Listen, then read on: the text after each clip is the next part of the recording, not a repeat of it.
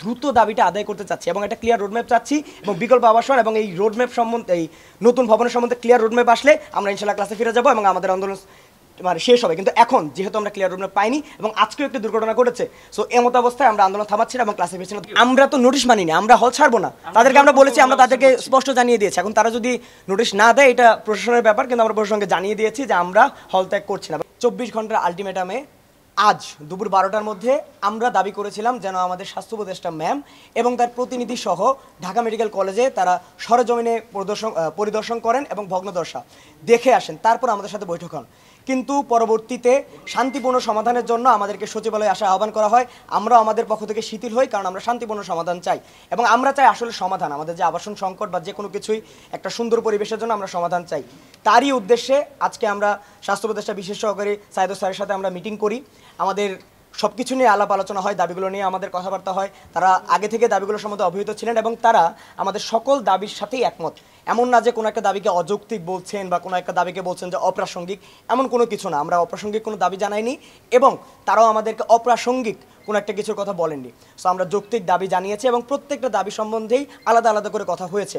এখন এই যে আমাদের দাবিসমূহ, আমাদের যে ইমিডিয়েট কয়েকটা দাবি ছিল, বিকল্প আবাসন এবং তার পরিবর্তিতে আমাদের যে নতুন ভবনের জন্য বাজেট পাস এবং এর যে ইন্টারিম টাইম, দুটার জন্য আলাদা একটা পরিবেশ।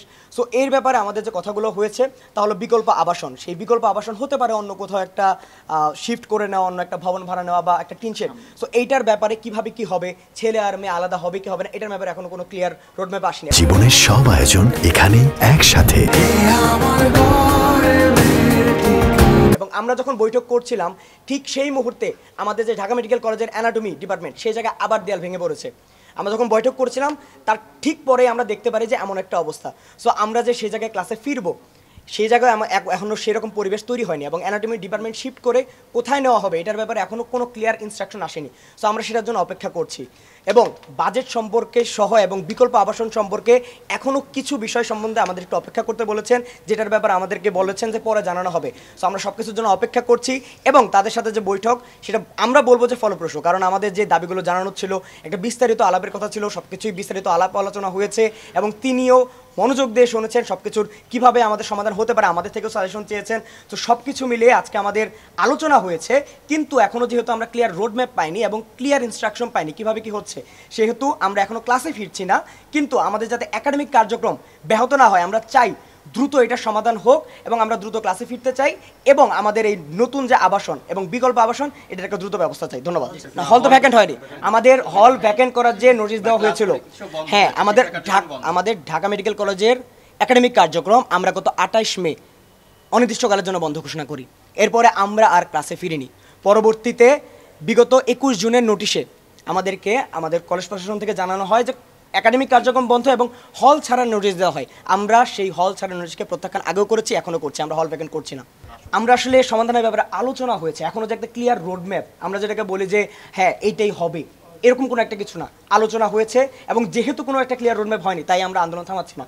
হ্যাঁ আমরা সময় দিতে চাচ্ছি না এমন না, তো আমাদের তো বিকল্প আবাসনের জন্য অ্যালটমেন্ট লাগবে, আমাদের তো একটা অ্যালটমেন্ট যে আমাদের স্টুডেন্ট ক্লাস করার জন্য তো তাকে হলে থাকতে হবে। যেমন আমাদের যে K81 পর্যন্ত আমাদের এখন আমাদের যে মেইন বিল্ডিং থেকে শুরু করে ব্লকগুলোতে K77 থেকে K81 অবস্থান করছে এবং ইন্টার্নরা K76 ইন্টার্ন বিল্ডিংয়ে অবস্থান করছে।